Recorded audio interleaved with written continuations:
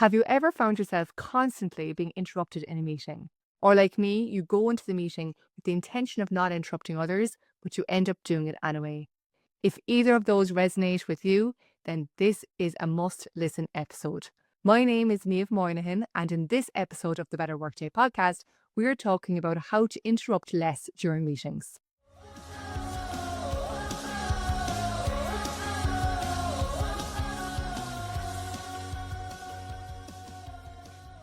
Hello, and welcome back to the Better Workday podcast. How are you doing? Today I'm discussing why we interrupt others, the different types of interruptions, and how to interrupt people less, while finding that balance between interrupting less and speaking up when matters. And spoiler alert, there was a time when I was a chronic interrupter. Let me step back and share why this topic is on my mind. I've had a few workshops recently where I shared the idea of internal and external thinkers, and I spoke about this briefly in episode 49 when discussing how to make time to think at work.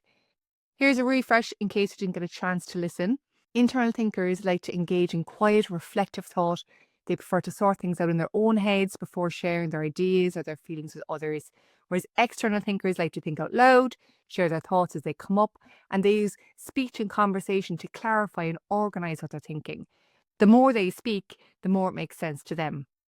Now, I'm an external thinker, and when I learned about those two styles, it was a real aha moment for me, because for years before that, I felt I was too chatty in meetings because I spoke a lot. And now I can explain that part of my behaviour was down to how I process or how I think about things. Even today, I find it better to talk things out, even in a voice note to myself. So, my thinking style partially explained why I spoke up in meetings, but it wasn't the only reason. And so I'm going to touch on a few more reasons why people interrupt other people today.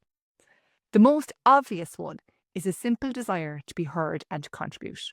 A lot of people interrupt because they want to share their thoughts or opinions immediately, and they're worried that they might forget them or that the opportunity to speak would be lost.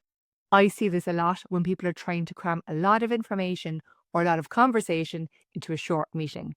And the worry is, if you don't speak, then when will you get a chance? Now, related to this are interruptions due to impatience or just a desire to move the conversation forward. So, for example, if someone feels the conversation is taking too long or not moving in the direction they want, they might want to interrupt to try to address their concerns or just get to the point. And again, I see this a lot when the amount of things to be covered in a meeting doesn't match the time allowed. So we're trying to jam 10 things into a 1 hour long meeting.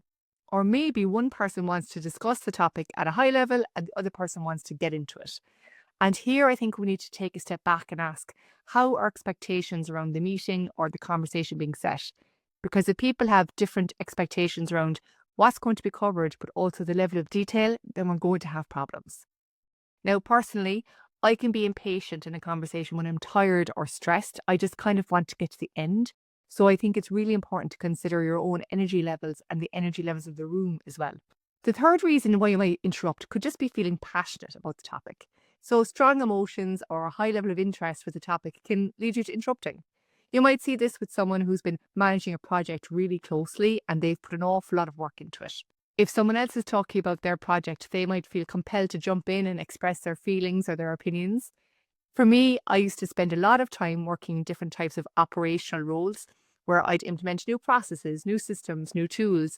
And so I became very attached to those because a lot of work went into them. And so if other people were talking about those processes or systems or tools, then I would feel compelled to join in. Now, of course, some people might just be interrupting to gain attention or to make themselves the focus of conversation, especially if they're not being heard or noticed.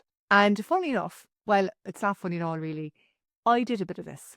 I did it when I came back from maternity leave after my first child because I thought I was forgotten. I didn't think I was being seen at work anymore. I didn't think I was important anymore. I didn't think my seat at the table even mattered. And so even though prior to going on maternity leave, I had got a handle on interrupting people, I found myself doing it again when I came back. And it's because I simply wanted to be seen. So a side note on this, if you are a manager and one of your teams interrupting someone a lot, there's a few different reasons why it might be happening. Please pay attention to who's interrupting and maybe have a conversation with them to understand the why behind it and if there's anything you can do to support people.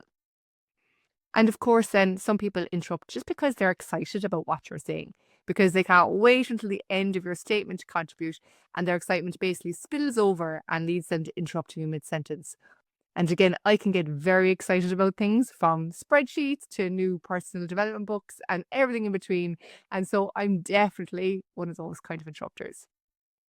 I'm going to finish with one more, which I think a lot of people have been on the receiving end. And that's when people interrupt to assert dominance or control. And so when someone does this, they want to take control of the conversation or move us away from this topic to something they want to talk about, or they just want to make sure that they are the focus. And this can make other people feel unheard or invalid. Honestly, I think sometimes it's hard to tell the difference between when someone is interrupting because it might be their processing style, their thinking style, their own emotions or feelings about themselves versus someone who's interrupting to assert dominance. So again, I just think a conversation should be had to understand the why behind it. Now, there are a couple of different ways that people interrupt depending on that underlying reason, and not all interruptions are created equal and they don't all have the same impact. So, interruptions can either be supportive or disruptive. A supportive interruption might aim to clarify or build on the speaker's point, and there are good intentions here. Again, you could be very excited about the topic, or you could be very strongly involved, or you just want to make sure that your good ideas get included in this good conversation. And you might interrupt the person while they're talking, but it more often happens during that brief pause where the person just took a breath and wanted to continue, but before they could, someone has interrupted them. And then we have those disruptive conversations or those disruptive interruptions, which are the change of topic, the taking control of conversation, and honestly, just a general disregard for the speaker. And again, this can either happen while the person is mid sentence or in that pause. So again, if you notice someone is interrupting a lot, it's worthwhile to pay attention as to whether it looks like a supportive interruption or a disruptive interruption, and then you can have a better conversation around what's driving that. And finally, I must mention self-interruptions. So these are self-interruptions, interruptions initiated by the speaker themselves. It could be a change of topic or a sudden realization that they need to say something else. And this is definitely something I can put my hand up and say I did a lot of early in my career, probably down to bad preparation and too much inside my head in terms of the work I wanted to get done and the things I wanted to say. And perhaps I cover that in a future episode. If you are interested, let me know in the comments if you're watching on YouTube, or send me a message on LinkedIn or by email. Whatever suits you, I'd love to hear from you. Now, going back to the different types of interruptions, for me, I think I was most often the chiming in kind of interrupter. I just couldn't wait to add to the idea being discussed, even if I wasn't always being asked for input. And look, that's down to my personality, how I think, and the work I was doing. I didn't think I was doing anything wrong at the time, but I did get feedback in one of my roles that some other people in senior positions thought it was disrespectful. And honestly, on reflection, they were right. Because when you interrupt, it can make the person feel like their thoughts and ideas aren't valued or respected, and might make them feel that their ideas are even being dismissed. And honestly, if it happens a lot, the person might be offended and this might result in resentment. And even from a cognitive perspective, when you interrupt someone, it's going to cause them to lose their train of thought. So it's going to disrupt their flow, make it harder for them to remember what they were saying, and that's not nice. And some people struggle to regain momentum and to re-immerse themselves fully in that conversation after being interrupted. And that's not fair to them or to the other people in the room, because the result is the conversation itself is damaged. Not only will the flow in conversation be dropped, there might be an imbalance of power in the conversation, and people might miss out on potentially valuable information because the speaker was about to share it and then they got interrupted and they can't. So, what can you do if you want to interrupt people less? I bought a little notebook. I bought a small little notebook and I brought it with me to meetings. And when I had an idea, I'd write it down. And that's how I started.